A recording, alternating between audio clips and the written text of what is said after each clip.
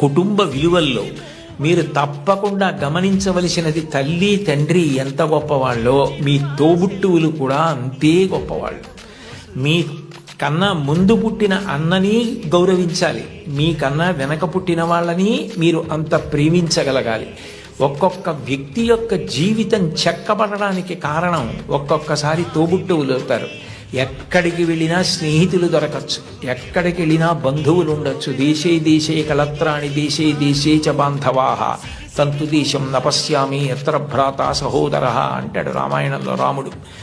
ఎక్కడికి వెళ్ళినా బంధువులు స్నేహితులు దొరకచ్చు, కానీ తోడ పుట్టిన వాళ్ళన్న వాళ్ళు మాత్రం ఆ జన్మకి వాళ్ళే. వాళ్ళని ప్రేమించడం, వాళ్ళతో దెబ్బలాడకపోవడం, వాళ్ళతో ప్రేమ భావనతో ఉండడం, వాళ్ళతో గౌరవంగా ఉండడం, చెల్లిని తమ్ముణ్ణి మార్గదర్శనం చేసి సచిన్ టెండూల్కర్కి అజిత్ చేసినట్టు చక్కగా వృద్ధిలోకి రావడం తెలుసుకోండి.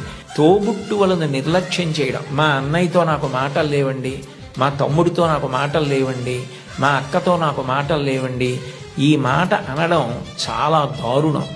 నీ తోడబుట్టిన వాడితోటే నువ్వు సర్దుకోవడం చేత కాని వాడివి సమాజంలో ఎవరితో సర్దుకుంటావు, ఎవరితో శాశ్వతంగా స్నేహాన్ని నెరపగలుగుతావు? నిన్నెవరు నమ్ముతారు? ఎంతమంది వచ్చినా నీ తోబుట్టువులు నీ ఇంటికి రాకపోతే ఏమిటో ఆయన ఊరందరికీ చెప్తారు కానండి, వాళ్ళ తమ్ముడే వాళ్ళ ఇంటికి రాడు, వాళ్ళ అన్నయ్యే వాళ్ళ ఇంటికి రాడు అంటారు. విరితి ప్రసంగం అవుతుంది. తోబుట్టువులతో సఖ్యత ఎప్పుడూ పాటించాలి. ఘర్షణ అన్నది ఉంటుంది. ఒక్కొక్కటి మనకిష్టమైంది తమ్ముడికి ఇష్టం లేకపోవచ్చు.